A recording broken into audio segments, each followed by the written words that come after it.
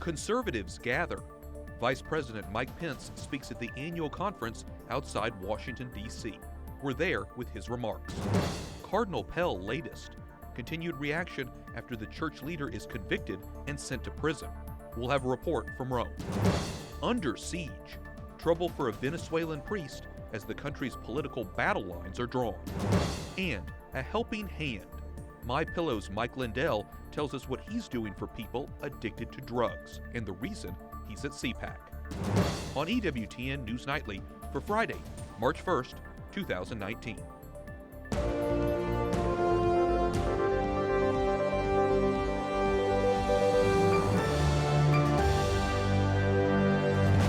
Good evening from Washington, D.C., and thank you for joining us for news from a Catholic perspective.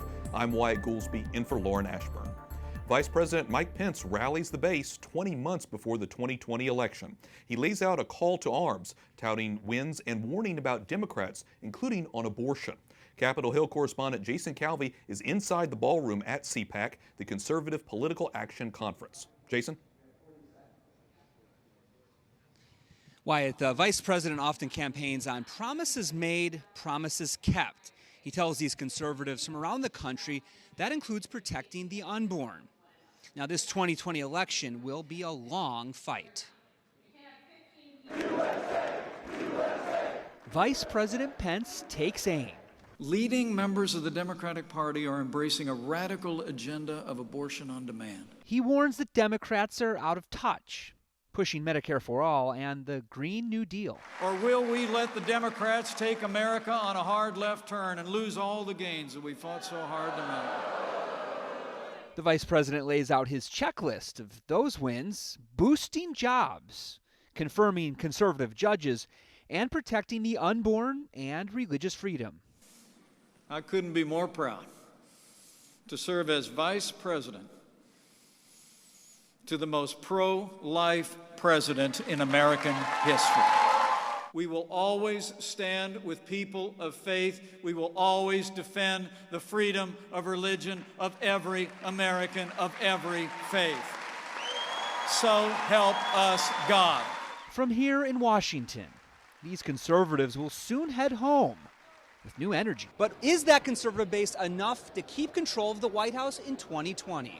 I think there's a lot of Trump voters out there. I was one 2 years ago that was afraid to put a sign outside my home.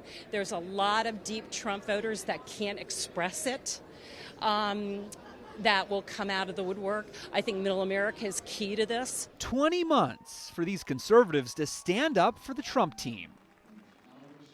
Tomorrow, the main event. President Trump hits that stage, but Democrats are trekking to early primary states. They're trying to make sure he doesn't get another term. And they have a little extra boost. Democrats this year seized control of the House. Wyatt? All right, we'll be watching to see how it all plays out. Capitol Hill correspondent Jason Calvi reporting from CPAC. Thanks, Jason. The parents of an American college student who died after being detained in North Korea say Kim Jong-un is responsible.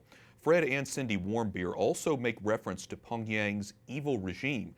The comments came after President Trump said he didn't think Kim was aware of the alleged mistreatment. White House correspondent Mark Irons joins us with more. Mark? Wyatt, in addition to Mr. Kim, the president said he didn't think top leadership in North Korea knew about the treatment Warmbier may have been receiving in prison. But Otto's parents say Kim and his evil regime are responsible for unimaginable cruelty and inhumanity. The parents are absolutely right. The regime is responsible. I think the president is going to have to, hold these two ideas in tension. The first being that this is an evil dictatorship that has not just been responsible for Otto Warmbier's death, but that of tens of thousands of people every year that they put to death because they don't agree with the regime, because they challenge the regime. David Curry there, the CEO of Open Doors USA, a group fighting for persecuted Christians around the world. The organization places North Korea at the top of its list of countries that persecute Christians. As conversations with North Korea continue, Curry is imploring President Trump to call Kim Jong-un to task for what he calls a litany of human rights abuses. In President Trump's State of the Union address last year, he did say no regime has oppressed its own citizens more totally or brutally than the cruel dictatorship in North Korea. but we have not seen the president use that kind of language since he started denuclearization talks with North Korea. Wyatt. White House correspondent Mark Irons reporting. Thanks, Mark. Washington Democrat Governor Jay Inslee says he is running for president. This is not just giving speeches or dropping press releases. This is moving the ball in a real way, in a real economy, in a real state. That's why we need the Washington way, not the Washington, D.C. way. The 68-year-old says his campaign will focus on climate change. He also is a supporter of abortion and same-sex marriage. An Indian Air Force pilot held captive in Pakistan is back in his home country tonight. The Pakistan military freed their prisoner despite escalating tensions between neighbors. The so-called gesture of peace may at least help temporarily. The pilot's plane was shot down Wednesday in nearby Kashmir, a long-time disputed region. Tempers have been running high in that region since India went into Pakistan's territory earlier this week to carry out a strike against militants blamed for a suicide bomb. Osama bin Laden's son is a wanted man. The State Department says Hamza bin Laden is seen as an up-and-coming leader for al-Qaeda. U.S. authorities say they are willing to pay up to $1 million for information on his location. The younger bin Laden is releasing messages on the internet. He's calling on his supporters to start attacks on the United States. The United States is imposing new visa restrictions for dozens of officials aligned with Venezuelan President Nicolas Maduro. Maduro supporters that abuse or violate human rights, steal from the Venezuelan people, or undermine Venezuela's democracy are not welcome in the United States. Neither are their family members. The U.S. and many other countries have withdrawn support from Maduro and his socialist regime. But Maduro has supporters in his own country, and some of them are targeting a Catholic church. Inside is Monsignor Hector Lunar, an outspoken critic of the socialist leader. He sometimes denounces Maduro during homilies. The church has been vandalized, but Monsignor Lunar remains committed, saying he's pressing forward because the country needs change. Video of Cardinal George Pell being questioned by police in 2016 emerges. Stop it. You're still at this stage standing with your back to the door? What a load of absolute and disgraceful rubbish. Completely false. Madness. The 77-year-old is the most senior Catholic cleric ever convicted of child sex abuse. According to the prosecution, it took place in a Melbourne cathedral 2 decades ago. The cardinal denies all the allegations, and his lawyer says he will appeal. Edward Penton, Rome correspondent for EWTN's National Catholic Register, joins us. Edward, we saw a brief clip of Cardinal Pell's reaction. The jury that convicted him also saw this video. What do you think it reveals? Well, I think it shows he has the same shock, disgust and disbelief at the allegations that many of his supporters have felt, and they've also been incredulous at these allegations, and he seemed to have exactly the same reaction. So I think that'll help his case in his appeal, and it's also made people wonder why he was advised not to take the stand during the trial. He was advised not to. His lawyer said it'd be better if he didn't. But I think this video will make his supporters think, or if only he had done that, because it showed him, at least they think it showed him to be innocent of the allegations. I understand a high-ranking Vatican official reacted to the guilty verdict.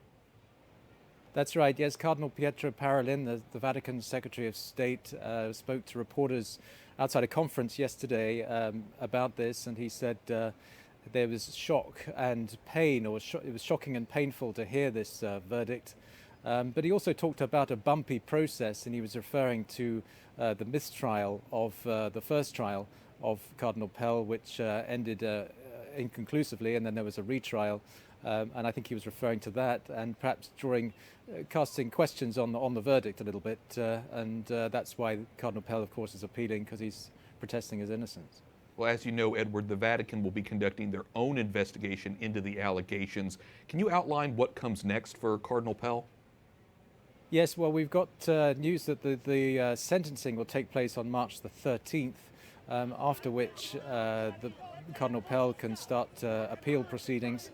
This is going to take many months, apparently. It could take many months. It's expected to. So it's going to be a long, drawn-out process, people think. But also the Vatican is undertaking its own canonical investigations too, and those, I believe, are starting soon, or maybe have already started. So we'll have an investigation going on by the Vatican in addition to the civil trial and the appeal that's going to be forthcoming. Do you know how Cardinal Pell has reacted to his conviction? Yes, I spoke to somebody close to him yesterday, and they said that he is holding up quite well.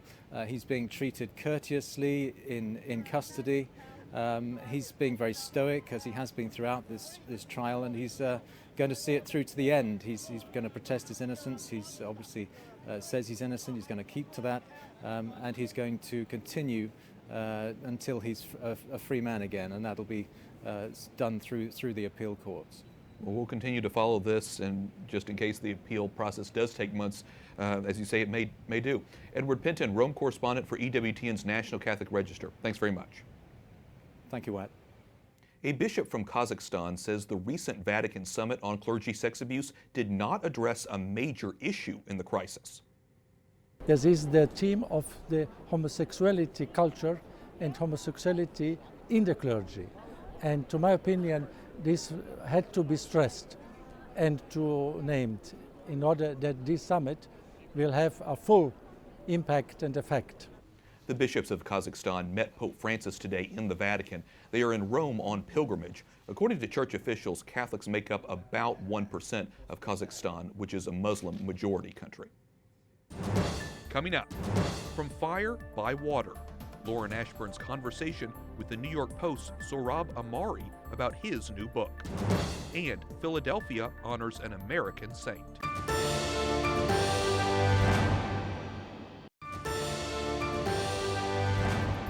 Welcome back. I'm Wyatt Goolsby, in for Lauren Ashburn. A well-known conservative voice is sharing his conversion story. From Fire by Water, My Journey to the Catholic Faith, traces writer and New York Post op-ed editor Sohrab Ahmari's spiritual path. Lauren Ashburn talked with him about the book and his reaction to the clergy sex abuse crisis facing the church. Sohrab Ahmari joins me now. Sohrab, welcome back to our broadcast. Thanks for having me. Before we get started on your book, which I have thoroughly enjoyed, I want to get your reaction to the conviction of Australian Cardinal Pell, also to the Vatican Sexual Abuse Summit that just happened, and we recently learned that Theodore McCarrick has been defrocked. Mm-hmm. Well, I would first of all say we have to distinguish all these cases. I'm not a student of Cardinal Pell's case, but I have friends who are close watchers of it, including George Weigel, who's written for us because I work at the New York Post, and others, and including the Cardinal himself, who is vigorously defending himself, of course. Which is not the case with McCarrick. I mean, had McCarrick not agreed to those settlements, you know, he'd be in a different position now, but the fact that he settled suggests that he concedes the charge. But overall, just very depressing time to be a Catholic in terms of public life. Okay, let's turn to your book. Robbie George comes on our program a lot, and I have to say I loved his blurb on the back of your book. He says here, memoirs written by people who are still in their 30s are almost never of interest to anyone. I mean, wow. However, this is a grand exception. And, you know, you have such a fascinating story growing up in Iran, immigrating to the United States, a liberal family. You were an atheist. Tell me, how did you get to this point? Well, that's to Catholicism. It took about 60,000 words, but the key about the book is that I try to emphasize is that it's not an account of my heroic efforts to read or reason my way into the faith. There's lots of books in there. I mean, I go through various authors that I read, beginning with Nietzsche, who's a German, and ending with Pope Benedict, who is a very different kind of German. And what goes on between is this intellectual journey. But ultimately, you know, it wasn't my heroic effort. It was grace that was calling me, and my response to it is the story of the book, not, you know, my own initiative all the time. Yeah. Well, but your experience in here is fascinating, talking about the divorce of your parents, talking about how you came to the country. I do love this quote, though, about Nietzsche. And you say Nietzsche had been right in this sense, that egalitarian democracy was a product or extension of biblical religion. And the real peril in Western democracy is detaching itself from its moral underpinnings, and then the flower uprooted will wilt. I think we see that today in American culture. Are we in the process of religion being detached from American democracy? Lauren, I think I take a pretty pessimistic view that I think we're pretty close to that process coming to its completion. We saw the recent vote with many Democrats voting essentially to withhold protection to babies who survived abortion. That's not abortion. That's infanticide. Literal infanticide. Yeah. And that's, our democracy depends on this idea that every person is dignified.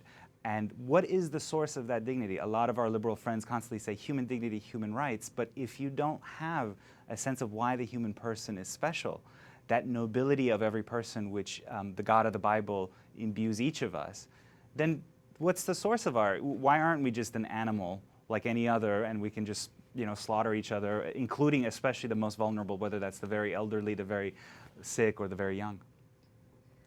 Thank you so much. I wish we could talk more about your book and your thoughts. It is From Fire by Water, My Journey to the Catholic Faith. Sohrab Ahmari, thank you for joining us. Thanks for having me.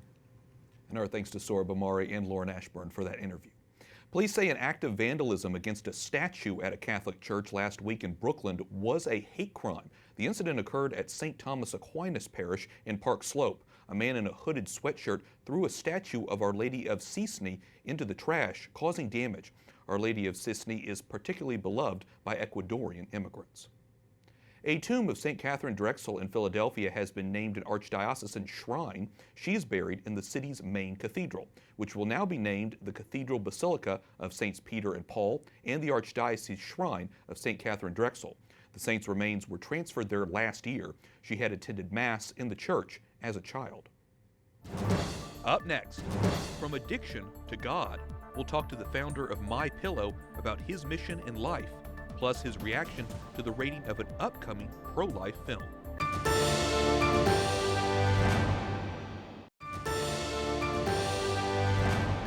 Welcome back. I'm Wyatt Goolsby, in for Lauren Ashburn. A movie about a former Planned Parenthood clinic director who becomes pro-life has been given an R rating by the Motion Picture Association of America. Backers of Unplanned were hoping for a PG or PG-13 mark so young people could see it without needing parental consent. The association says the film earned the R rating due to some disturbing and bloody images, but the film's directors say the rating could also be the result of their making a pro-life movie in a pro-abortion Hollywood. Our Lauren Ashburn caught up with someone involved in the film. Joining me now is Mike Lindell, who partially funded the movie. He's also the founder of MyPillow and is a devout Christian. Mike, welcome to our broadcast. Thanks for having me on. Unplanned received an R rating for what was described as disturbing images. Is there any way to appeal that rating? Do you think it's going to hurt the movie? I don't think it's going to hurt it, but what a shame that a person that's 15 years old can go out, a girl can have an abortion and doesn't have to have permission from their parents, but yet you have to have your parent with you to see this movie. I mean, I think it'll backfire on them, and I think the theaters will be full on March 29th. Do you think the film's pro-life message played a role in that rating? Oh, absolutely. I don't know what else it could be. Nothing made sense, and if it doesn't make sense, there's an agenda behind something. I guess I even kind of halfway expected it because I expected them trying to block an attack and do everything they can not to get this message out. Do you plan to remain involved in the fight for the unborn? Absolutely. They, for MyPillow is just a platform for God for a much bigger purpose in my life, the unborn. To me, it's murder. It's one of the 10 Commandments is "Thou shalt not kill." I mean, when they approached me to be in this movie, I'm going, wow, this is absolutely, and what a perfect way to get the message out there to change hearts than a movie like this based on a true story. I'd like to switch to your personal life. You have been so open about your nearly 3-decade addiction to drugs and alcohol. You've been sober since 2009. Tell our audience how Christ and your Christian faith played a role in your recovery. Well, it was 100%. That was God. You know, God was chasing me my whole life, and finally caught me where I did a full surrender to Jesus Christ. And to be able now to use the platform that God gave me of MyPillow and go out and speak for Jesus like I did a pillow means more to me than anything. And you know, right now, like the president, I was there when he signed the 800-page opiate bill. This horrific thing going on in our country now with people dying from opiates. I want to, my platform that I'm going to have, that God's given me, and I'm going to have this Lindell Recovery Network that's going to help so many addicts. The way to help them is through faith-based treatment centers. That's it. I was talking to the Surgeon General about this, too. He says that is a big prong in their platform to help this. What brings you to CPAC? I was brought here. I wanted to, I didn't know anything about politics when I met Donald Trump in the summer of 2016, and I'm going, wow. I had a private meeting with him. I said, this guy is going to be the greatest president ever, and I learned what a liberal and a conservative were that summer, and I'm going, wow. All these conservative values that we've lost, I'm going the political correctness and all the unemployment, a president that would go apologize for us being in the USA. And I've seen so much that the president and the great direction we're going, and I want to keep it going with our conservative values and bring God back into our schools and back into our nation. God gave us a second chance. He gave us grace, and we need to use every part of that chance to turn this country back to good moral values and family and God. Mike Lindell, partial funder of the pro-life movie Unplanned and founder of MyPillow Company. Thank you so much for joining us. Thank you for having me. God bless. And thanks again to Lauren Ashburn and Mike Lindell for that interview. And that wraps up our newscast for tonight and for this week. We thank you for watching. For the entire EWTN News Nightly team, I'm Wyatt Goolsby. We'll be back on Monday with more news from a Catholic perspective. Good night and God bless.